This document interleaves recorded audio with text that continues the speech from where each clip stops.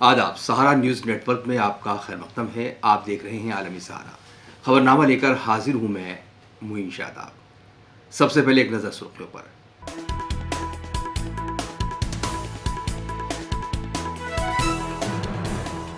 हिमाचल प्रदेश में शिमला के बाद अब मंडी में मस्जिद के तामीराती काम पर हंगामा, हिंदू तंजीमों ने निकाली रैली।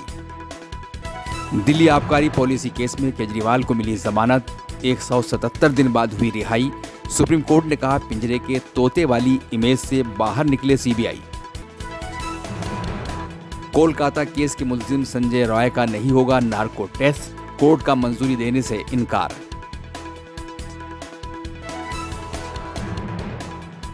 मरकजी सरकार ने तब्दील किया पोर्ट ब्लेयर का नाम, अब श्री विजयपुरम के नाम से होगी पहचान। दिल्ली में भारी बारिश, ऑरेंज अलर्ट जारी, मुसलसल बारिश से मामूलात जिंदगी मुतासिर।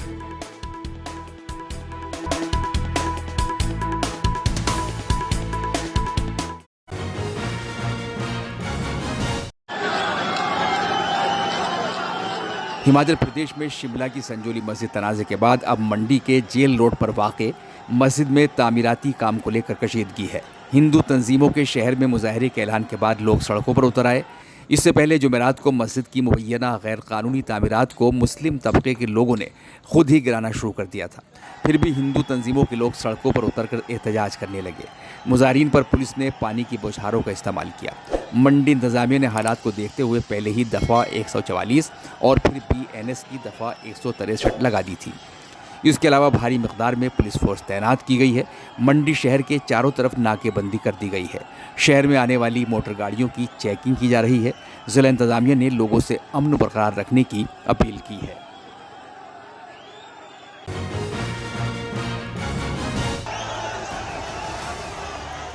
उधर शिमला के संजूरी में मस्जिद में तामीरात के खिलाफ एहतजाजी मुजाहरे के बाद मस्जिद कमेटी ने अमन और रवादारी के लिए मुतनाज़े हिस्से को खुद मुनहदम करने की पेशकश की है। कमेटी ने सिटी कमिश्नर से मुतनाज़े हिस्से को सील करने की अपील की है। वज़ीर आला ने मस्जिद कमेटी के इस कदम की तारीफ़ की है।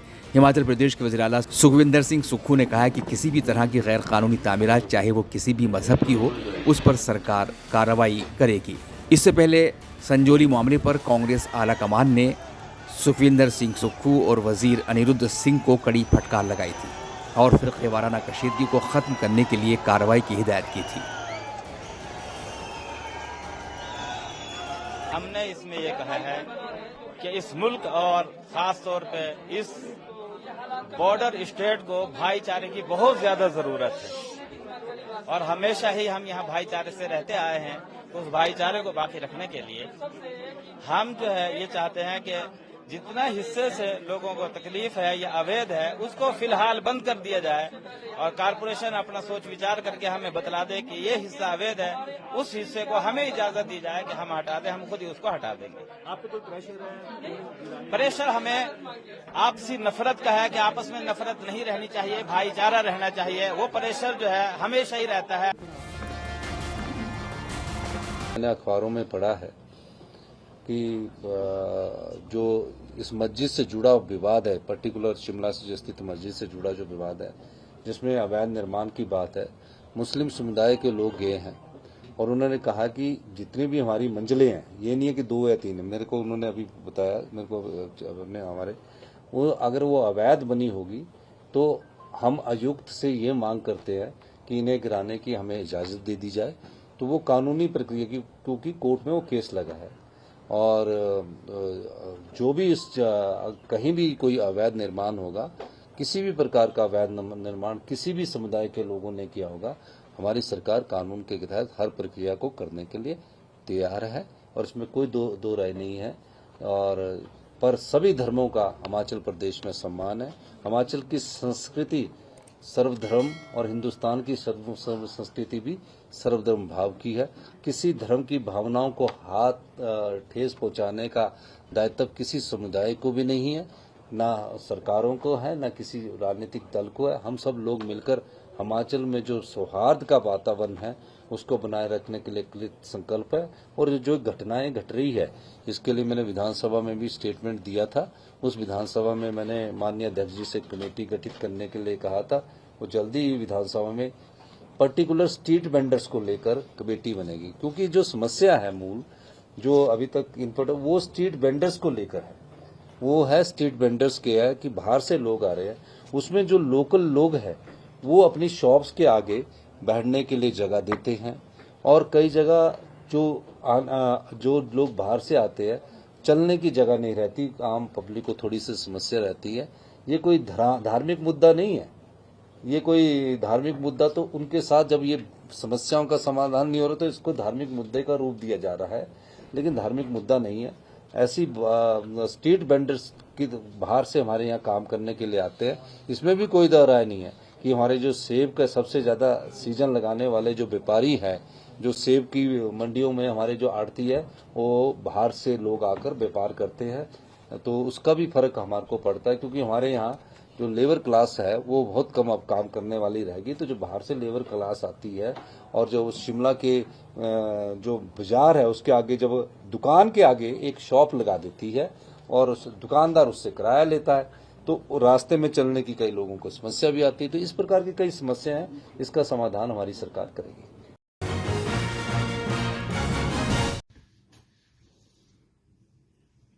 इस बीच शिमला पुलिस ने 11 सितंबर को शिमला में हिंदू तंजीमों के मुजाहरे के दौरान पथराव का वीडियो जारी किया है। इस मामले में अब तक 8 एफआईआर दर्ज की गई हैं। मुजाहरे के दौरान 6 पुलिस एहलकार जख्मी हुए हैं।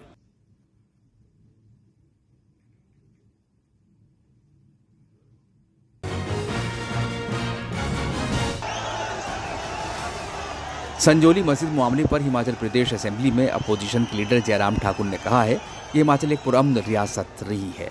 उन्होंने कहा कि शिमला में जो कुछ भी हुआ, इस तरह का माहौल उन्होंने अपनी ज़िंदगी में पहली बार देखा है। उन्होंने कहा कि सरकार की नाकामी है। जिस तरह से सरकार ने पूरे मामले को दबाने की कोशिश की, उससे रियासत के लोगों में गुस्सा है। देखिए, हिमाचल बहुत शांतिप्रिय प्रदेश रहा है और मैं समझता हूं कि पूरे देश भर में अगर कहीं शांति, अगर भाईचारा अगर है तो हिमाचल प्रदेश उसमें पहले नंबर पर है। और हिमाचल प्रदेश के शिमला में राजधानी में इस प्रकार की घटना घटित होने के बाद इस तरह का माहौल भी हमने अपने जीवन में पहली बार देखा। और निश्चित रूप से इस बात को मैं कह सकता हूं कि सरकार की नाकामयाबी रही है, जिसमें दो राय नहीं है।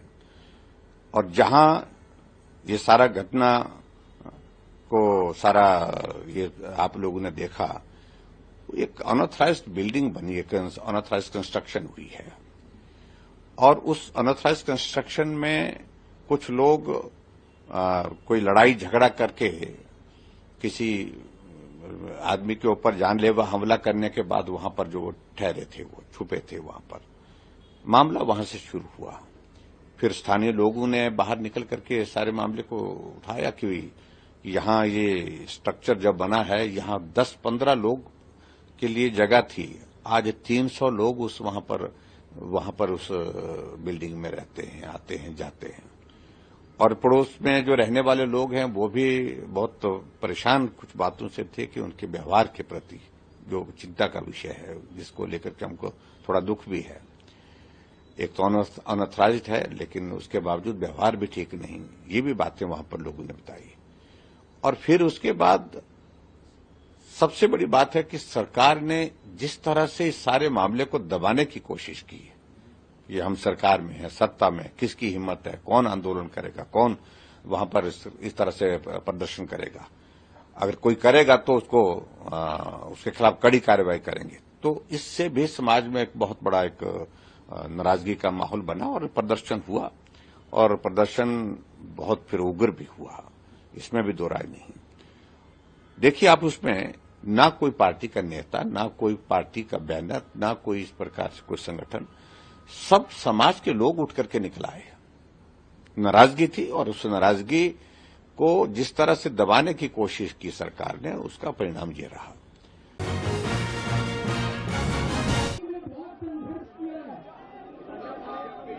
दिल्ली आबकारी पॉलिसी के मामले में जुड़े सीबीआई केस में वज़ीर आला अरविंद केजरीवाल को सुप्रीम कोर्ट से जमानत मिल गई है। केजरीवाल 177 दिन के बाद जेल से बाहर आए हैं। अदालत ने जमानत के लिए वही शर्त लगाई है जो ईडी केस में बेल देते वक्त लगाई थी। केजरीवाल के खिलाफ 2 जांच एजेंसी ईडी और सीबीआई ने केस दर्ज किया है। ईडी मामले में उन्हें सुप्रीम कोर्ट से 12 जुलाई को जमानत मिल गई थी। आम आदमी पार्टी ने इस फैसले को सच की जीत बताया है। शराब पॉलिसी केस में एनफोर्समेंट डायरेक्टोरेट ईडी ने उन्हें 21 मार्च को गिरफ्तार किया था। बाद में 26 जून को सीबीआई ने उन्हें जेल से हिरासत में ले लिया था। सुप्रीम कोर्ट के जरिए अरविंद केजरीवाल को जमानत दिए जाने पर उनकी अहलिया सुनीता केजरीवाल ने मिठाई तकसीम की। मनीष सिसोदिया के घर पर भी मिठाई तकसीम हुई। केजरीवाल की रिहाई पर दिल्ली के मुख्तलिफ इलाकों में जश्न का माहौल है।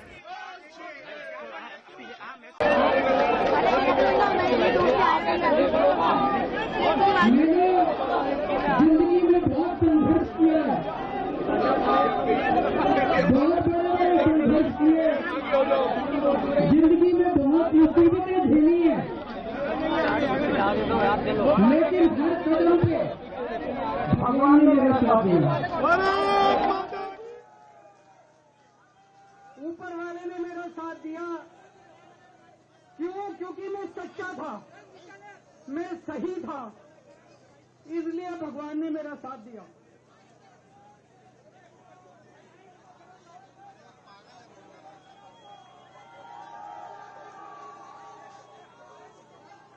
इन लोगों ने मुझे जेल में डाल दिया।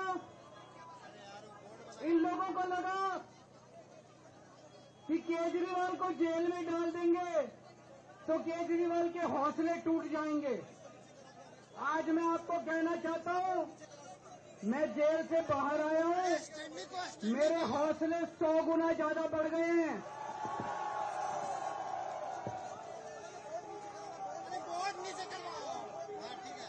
मेरी ताकत 100 गुना ज्यादा बढ़ गई है।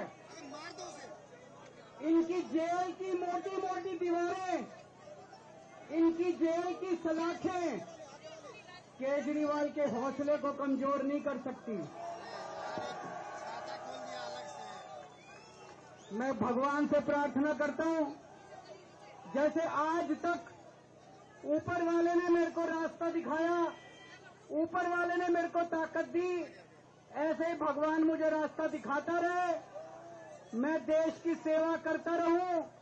और ये जितनी राष्ट्र विरोधी ताकतें हैं जो देश के विकास को रोक रही हैं, जो देश को बांटने का काम कर रही हैं, जो देश को अंदर से कमजोर करने का काम कर रही हैं, जिंदगी भर में इनके खिलाफ लड़ा हूं, आगे भी ऐसे ही लड़ता रहूंगा।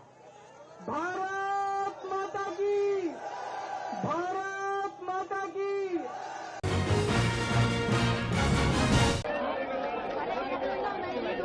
आम आदमी पार्टी के मुख्तलिफ लीडरों ने वज़ीर आला अरविंद केजरीवाल को जमानत मिलने पर खुशी का इजहार किया है। पंजाब के वज़ीर आला भगवंत मान ने इसे जमहूरियत की जीत बताया है।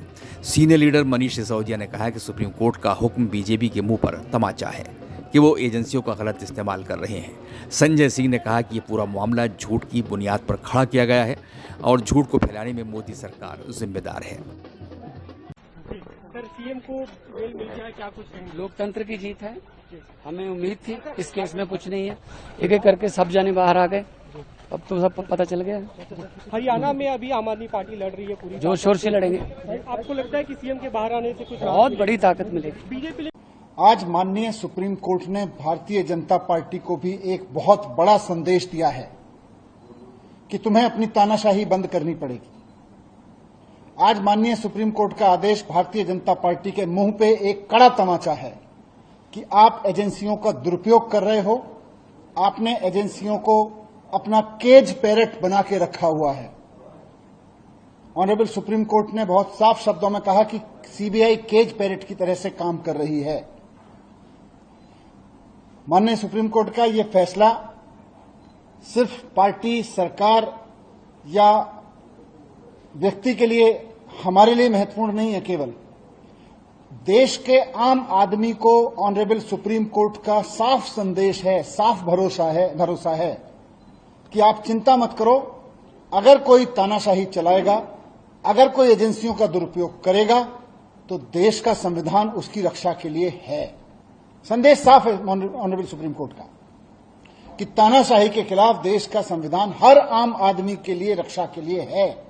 और भारत में अगर किसी की चलेगी, ना तानाशाही की चलेगी, ना सीबीआई की चलेगी, ना ईडी की चलेगी, ना इनके तानाशाही कानूनों की चलेगी। भारत में अगर किसी की चलेगी तो देश के संविधान की चलेगी। ये ऑनरेबल सुप्रीम कोर्ट के फैसले से साफ संदेश है। दूसरी बात, ऑनरेबल सुप्रीम कोर्ट के संदेश से ये साफ है कि भारतीय जनता पार्टी सीबीआई को और ईडी को अपने तोता मैना की तरह इस्तेमाल करते हुए अरविंद केजरीवाल जी को अंदर रखने के लिए साजिशें रच रही थी।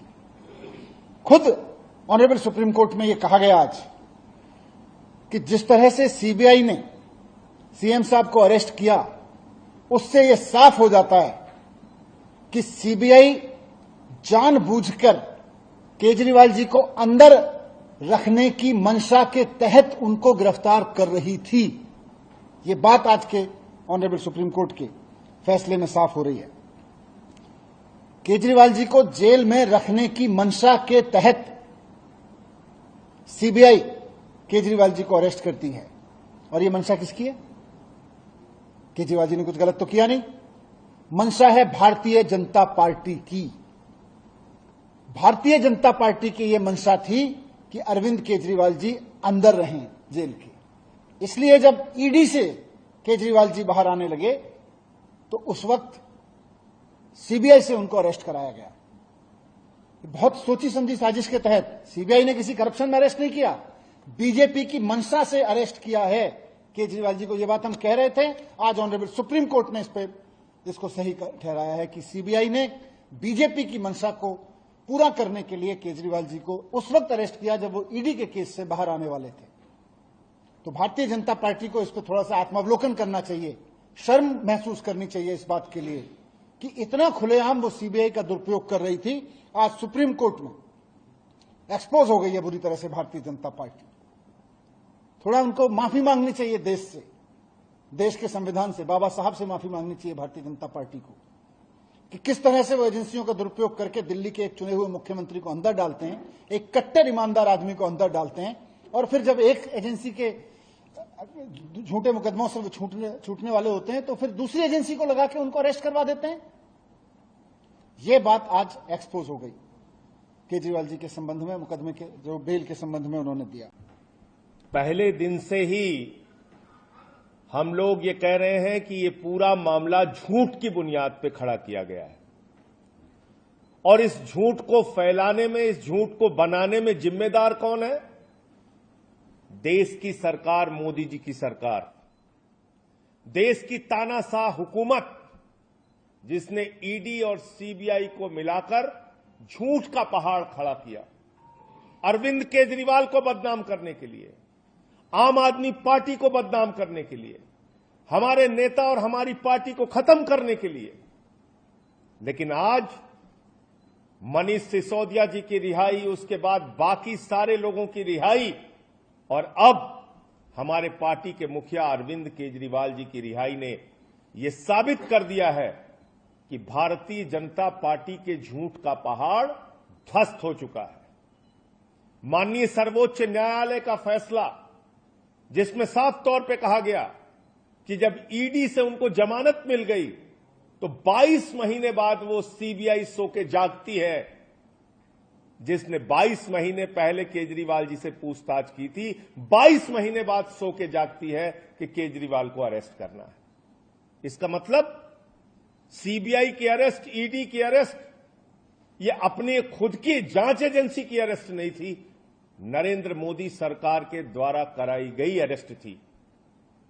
तो तानाशाही का अंत होता है, झुकते हैं तानाशाह, झुकाने वाला चाहिए, और वो झुकाने वाला व्यक्ति है अरविंद केजरीवाल, जिन्होंने अपने संघर्ष की बदौलत, अपनी ईमानदारी की बदौलत, अपनी निष्ठा की बदौलत दिल्ली के और देश के लोगों की सेवा करके पूरे देश में अपनी लोकप्रियता हासिल की है। उनको जेल के सीखचों के पीछे आप नहीं रख सकते, जेल के सीखचों के पीछे रख के उनके हौसलों को आप तोड़ नहीं सकते। तो ये आम आदमी पार्टी के एक एक कार्यकर्ता के लिए बहुत खुशी का क्षण है, पूरे देश के लिए और दिल्ली के लिए बहुत ही खुशी का क्षण है। अब हरियाणा और दिल्ली के रण में भारतीय जनता पार्टी को बुरी तरीके से हम लोग पराजित करेंगे और केजरीवाल जी के बाहर आने के बाद उस अभियान में भी बहुत बड़ी मजबूती मिलेगी। आज फिर से एक बार सुप्रीम कोर्ट ने यह कहा कि सीबीआई सरकार का तोता है, तोता मैना, ईडी, सीबीआई, इनका इस्तेमाल करके आप बाबा साहब के संविधान को खत्म नहीं कर सकते। इनका इस्तेमाल करके आप लोकतंत्र की हत्या नहीं कर सकते। इनका इस्तेमाल करके आप दिल्ली की चुनी हुई सरकार को खत्म नहीं कर सकते। अरविंद केजरीवाल की ईमानदारी और उनकी लोकप्रियता को खत्म नहीं कर सकते। यह सुप्रीम कोर्ट के फैसले से साबित हुआ है। तो मैं फिर से एक बार अपनी पार्टी की ओर से, केजरीवाल जी की ओर से, देश के उन तमाम लोगों को और तमाम राजनीतिक दलों को, इंडिया गठबंधन को, जिसने इस पूरी लड़ाई में हम लोगों का साथ दिया, सबको हृदय से आभार व्यक्त करते हैं कि इस अभियान में, इस लड़ाई में, इस संघर्ष में उन्होंने हमारा साथ दिया।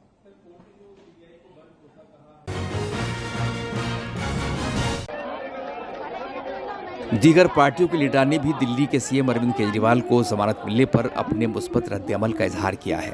बिहार के साबिक वज़ीर आला Tejashwi Yadav, RJD leader Manoj Kumar Jha, National Conference के लीडर उमर अब्दुल्ला ने इस सिलसिले में क्या कहा है, आइए सुनते हैं। और काफ़ी अच्छी बात है, बेल हुई है।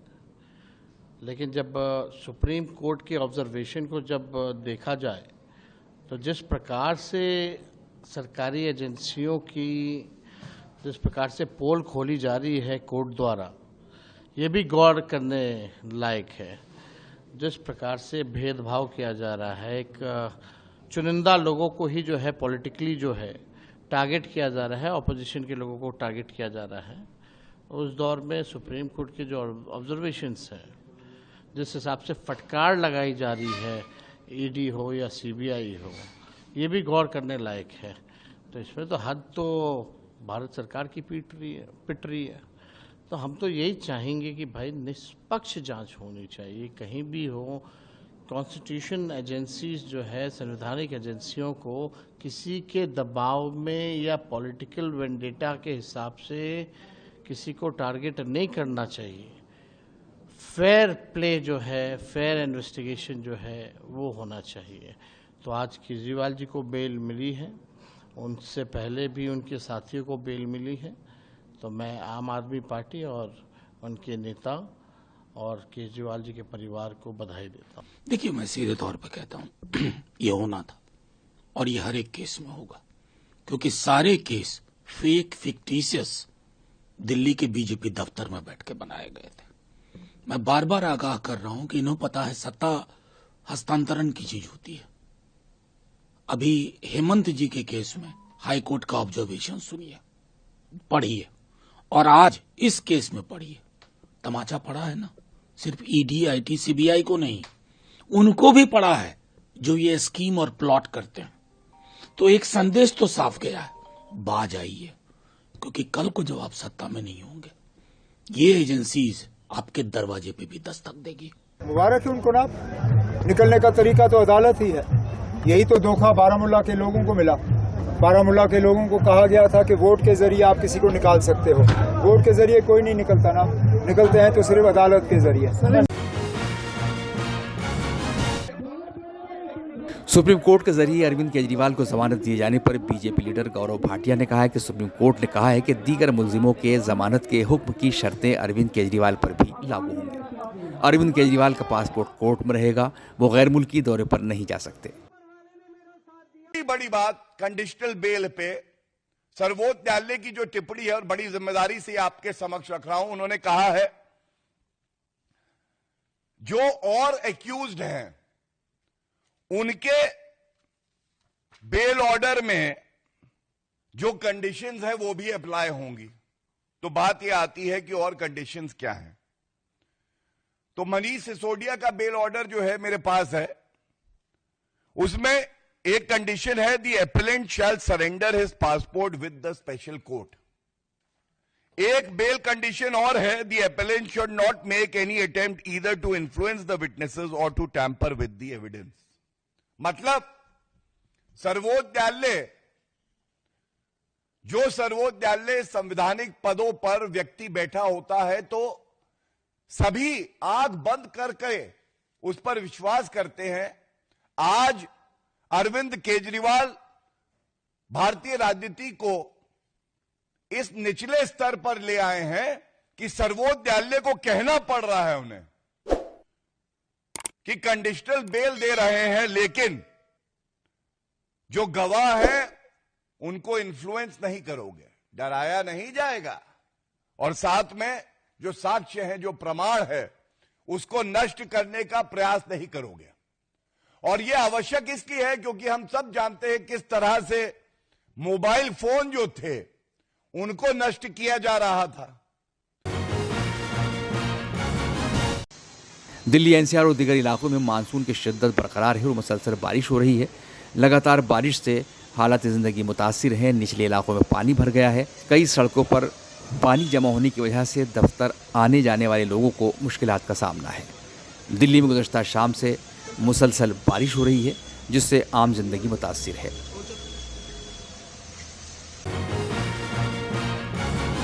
खबरनामे में अभी इतना ही, इजाज़त दीजिए। आदाब। सारा प्रोग्राम